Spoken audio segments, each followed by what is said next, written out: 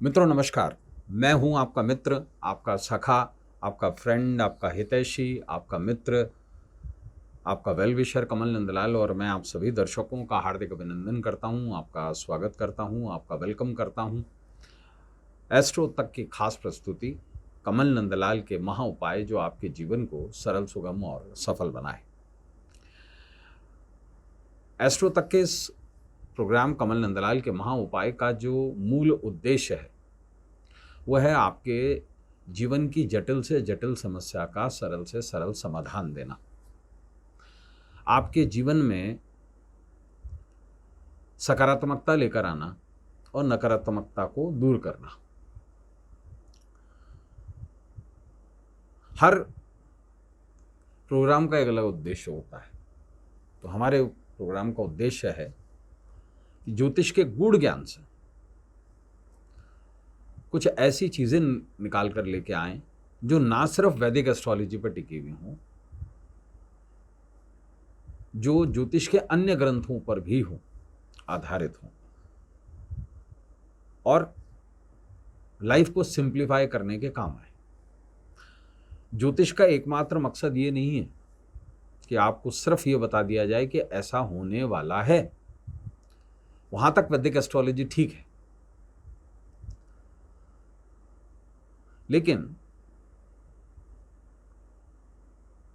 जब बात हम करते हैं कि लाइफ को कैसे सिंप्लीफाई कर दिया जाए तो वहां पर उपायों की जरूरत पड़ती है। देखिए, ज्योतिष को हम 3 स्टेप्स में जान सकते हैं।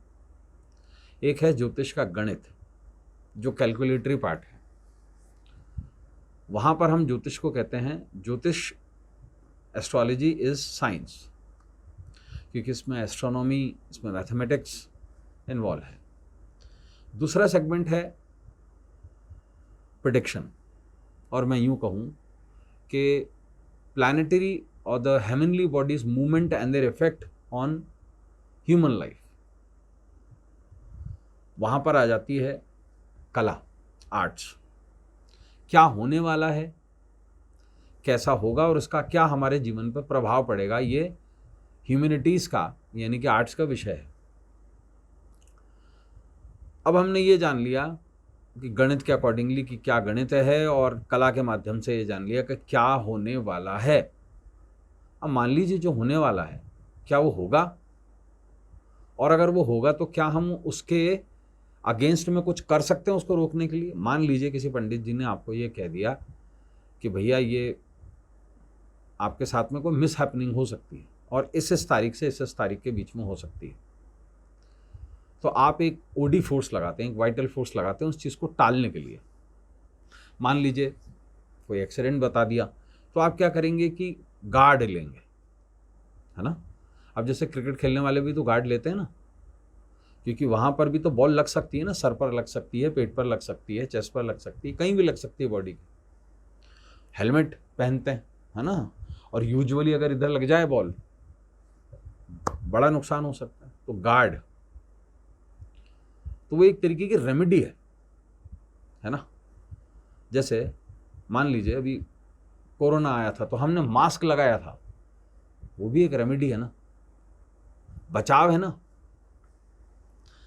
इसी तरीके से ज्योतिष उपायों के माध्यम से काम करता है, और यहां पर जो पार्ट आता है उसको हम बोलते हैं रेमेडियल एस्ट्रोलॉजी। अब रेमेडी के 2 पार्ट्स हैं।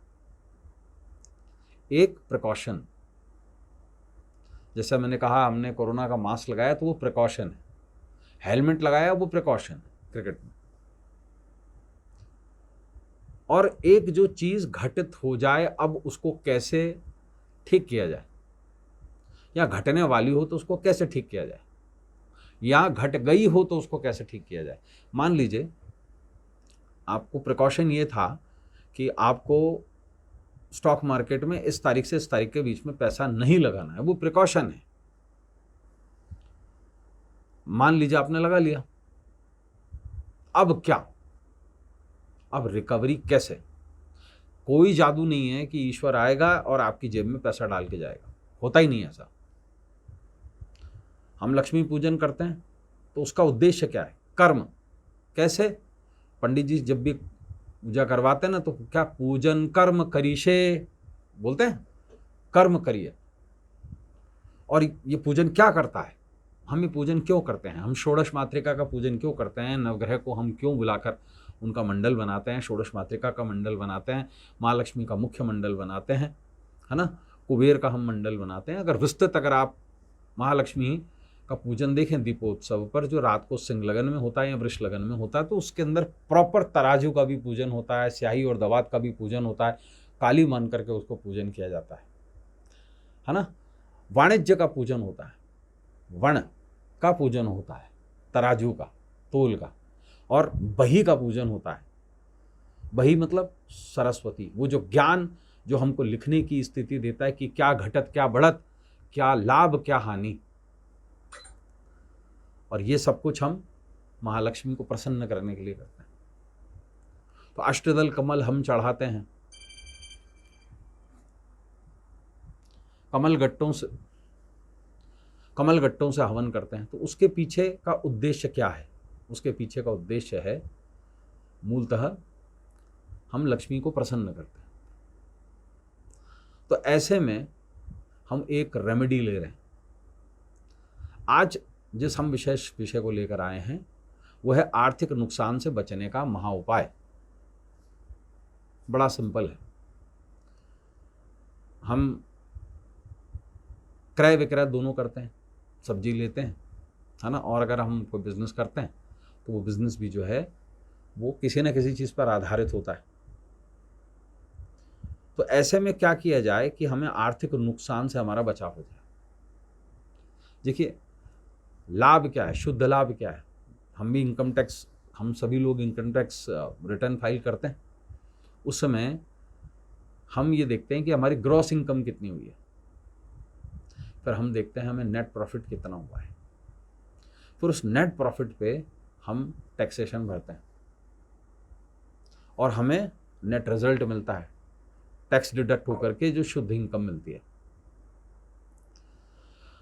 तो ऐसे में आर्थिक नुकसान से बचने का महा उपाय क्या है। देखिए, एक सिंपल सा तरीका है, बहुत सीधा तरीका है, और ये आसपास के किसी भी मंदिर में आपको करना है, और लगभग आप रोज़ घी का दीपक जलाते हैं।